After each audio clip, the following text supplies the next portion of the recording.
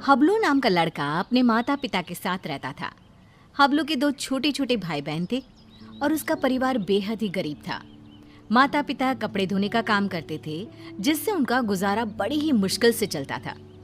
कुछ दिनों से हबलू के माता पिता की तबीयत खराब होने की वजह से उसे ही नदी पर जाकर कपड़े धोने पड़ते थे।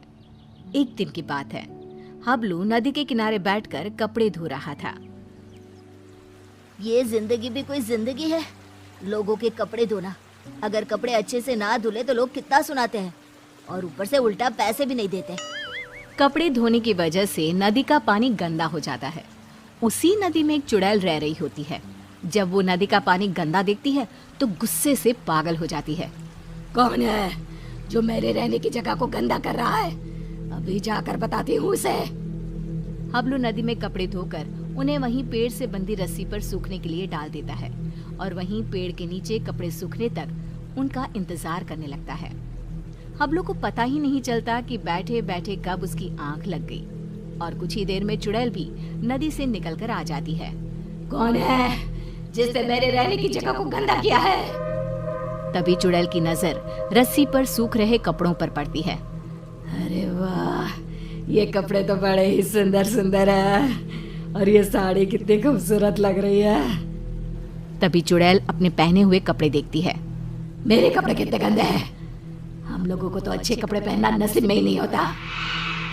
तभी चुड़ैल कपड़े देखकर सोचने लगती है, क्यों ना इनमें से एक कपड़ा चुरा कर मैं पहन लूं, कौन सा इस लड़के को पता चलेगा।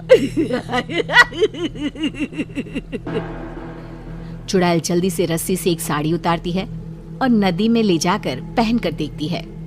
ये साड़ी मुझ पर कितनी खूबसूरत लग रही है, इसमें तो मैं एकदम हूर की परी लग रही हूँ। फिर कुछ देर बाद हबलू की आंख खुलती है। उसे पता नहीं चलता कि कब शाम हो गई। अरे शाम हो गई, समय का पता ही नहीं चला। अब जल्दी से कपड़े उतार कर घर चलता हूँ, नहीं तो रात हो जाएगी। हबलू रस्सी से कपड़े उतार कर घर चला जाता है और घर जाकर कपड़ों की गिनती करके उन्हें एक गठरी में बांधने लगता है। 1 2 3 और ये 5 और ये 9, ये कैसे हो सकता है? मैंने तो 10 जोड़े कपड़े धोए थे, इनमें तो एक कम है। दोबारा गिनता हूँ, कहीं मुझसे कपड़े गिनने में भूल ना हो गई हो। हबलू एक एक करके दोबारा कपड़े गिनने लगता है, पर इस बार भी कपड़े 10 जोड़े की जगह 9 जोड़े थे। कपड़े कम होने की वजह से वो परेशान था। ये सब सोचते सोचते उसे कब नींद आ जाती है पता ही नहीं चलता।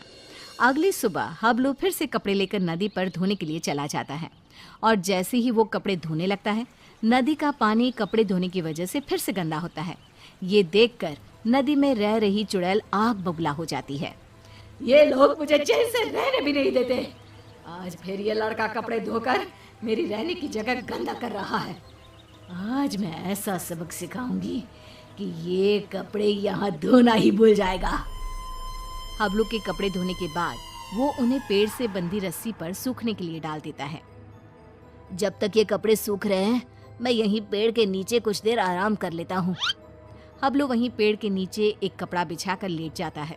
ठंडी ठंडी हवा चल रही थी तो लेटते ही उसे नींद आ जाती है और पता ही नहीं चलता कि कब उसकी आंख लग जाती है। कुछ देर बाद चुड़ैल भी नदी से निकलकर बाहर आ जाती है। आज मैं उसे छोड़ूंगी नहीं। मेरे रहने की जगह गंदी करके खुद चैन की नींद सो रहा है। आज तो मैं उसे मार ही डालूंगी। चुड़ैल हबलू को मारने के लिए आगे बढ़ती है तो रस्सी पर सूख रहे कपड़े देखकर रुक जाती है। अरे वाह, आज भी सुंदर सुंदर कपड़े सूख रहे हैं। चुड़ैल रस्सी से एक अच्छी सी साड़ी उतारती है, नदी में ले जाती है और पहनकर देखने लगती है। ये साड़ी तो मुझ पर कैसे भी ज्यादा सुंदर लग रही है। वो चुड़ैल साड़ी पहनकर नाचने लगती है। मेरा पिया घर आया ओ राम जी, मेरा पिया घर आया ओ राम जी। अब तो जब भी कपड़े धोकर सुखाया करेगा, मैं चुपके से जाकर उसके कपड़े चुरा लिया करूंगी और पहन लूंगी।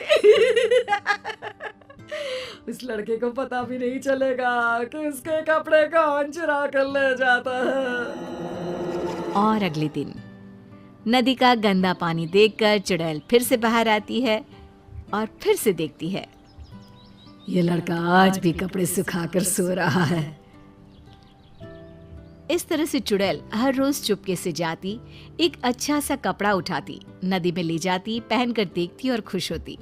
जब हबलू सोकर उठता तो वो एक जोड़ी कपड़े गायब पाता। कपड़े चोरी होने की वजह से हबलू बहुत ज्यादा परेशान हो जाता है। समझ में नहीं आ रहा कि मेरे कपड़े कौन चुरा कर ले जाता है। अगले दिन हमेशा की तरह वो कपड़े धोता है और उन्हें पेड़ से बंधी रस्सी पर सूखने के लिए डाल देता है और पेड़ के नीचे कपड़ा बिछाकर लेट जाता है। सोचने लगता है कि आखिर कौन है जो मेरे कपड़े चुरा रहा है और मुझे पता भी नहीं चलता। ये सब सोचते हुए हबलू को नींद आ जाती है। गंदा पानी देखकर चुड़ैल बाहर आती है और ध्यान से सभी कपड़ों को देखने लगती है। तभी उसे एक लाल रंग का सुंदर सा लहंगा पसंद आता है और वो उसे अपने ऊपर लगाकर देखने लगती है। ये लहंगा तो बहुत ही सुंदर है। इसे पहनकर तो मैं रानी लगूंगी, रानी। इस लहंगे को पहनकर अपनी चुड़ैल सहेलियों को जाकर दिखाऊंगी। जब वो मुझे इस लाल लहंगे में देखेंगी तो मुझसे जल बुझ जाएंगी। इससे पहले कि ये लड़का सोकर उठे, मुझे ये लहंगा चुराकर नदी में ले जाना चाहिए। फिर वो चुड़ैल वो लाल लहंगा उतारती है और तभी हबलू की आंख खुल जाती है। वो चुड़ैल को देखकर डर जाता है और फिर से वापस अपनी आंखें बंद कर लेता है। बाप रे, ये तो चुड़ैल है। अच्छा, तो यही हर रोज मेरे कपड़े चुरा कर ले जाती है और मुझे पता भी नहीं चलता। फिर वो जैसे ही लहंगा नदी में ले जाने लगती है, अरे ये लहंगा लेकर कहाँ जा रही है? ये लहंगा तो जमींदार की पत्नी का है। अगर मैंने उसे लहंगा नहीं लौटाया तो वो मुझे जमीन में जिंदा ही गड़वा देगा। नहीं, वो लहंगा मुझे चुड़ैल से वापस लेना ही होगा। पर कैसे, समझ में नहीं आ रहा। वो लहंगा मैं चुड़ैल से लूं तो कैसे लूं? हबलू बाकी के कपड़े उठाकर घर ले जाता है और रात को लेटा हुआ चुड़ैल से पीछा छुड़ाने की सोचता रहता है। तभी उसके दिमाग में एक तरकीब आती है। हाँ, ये ठीक रहेगा। इससे चुड़ैल कपड़े भी नहीं चुराएगी और हमेशा के लिए वहां से चली भी जाएगी। फिर जैसे ही सुबह होती है, हबलू हमेशा की तरह कपड़े धोकर रस्सी पर सूखने के लिए डाल देता है और पेड़ के नीचे जाकर सोने का नाटक करने लगता है। लगता है आज फिर इस लड़के ने कपड़े धोए हैं। चुड़ैल नदी से निकलकर बाहर आती है तो देखती है कि रस्सी पर केवल आज दुपट्टे ही दुपट्टे सूख रहे हैं। ये क्या, आज सिर्फ दुपट्टा? कोई बात नहीं, आज मैं इसे ही ओढ़ लेती हूँ। जैसे ही चुड़ैल रस्सी से दुपट्टा उतार कर उड़ती है, उसके पूरे शरीर पर खुजली होने लगती है। मर गई रे, ये मुझे खुजली क्यों हो रही है? अरे कोई तो कुछ तो करो। हबलू आंखें बंद करके सब कुछ देख रहा होता है। अब आएगा मजा। बड़ा रोज कपड़े चोरी करके पहनती थी, अब पहन कर देख कपड़े। आज इस चुड़ैल को पता चलेगा कपड़े चोरी करके पहनने का नतीजा। आज के बाद ये कपड़े चोरी करना भूल जाएगी और फिर कभी जिंदगी में किसी के कपड़े नहीं चुराएगी। चुड़ैल इधर उधर भागने लगती है। खुजली, खुजली, अरे बचाओ, मेरे शरीर पर खुजली हो रही है। अरे मर गई मैं। अरे कोई तो मुझे बचाओ, मुझे नहीं पहनना ये दुपट्टा। अरे इससे तो मेरे शरीर में खुजली होने लगी है। अरे मुझे नहीं चाहिए इस लड़के के कपड़े। और चुड़ैल नदी में जाती है और सारे कपड़े लाकर वहीं डालकर भाग जाती है। और फिर वो हबलू तो क्या, किसी और को भी कभी परेशान नहीं करती।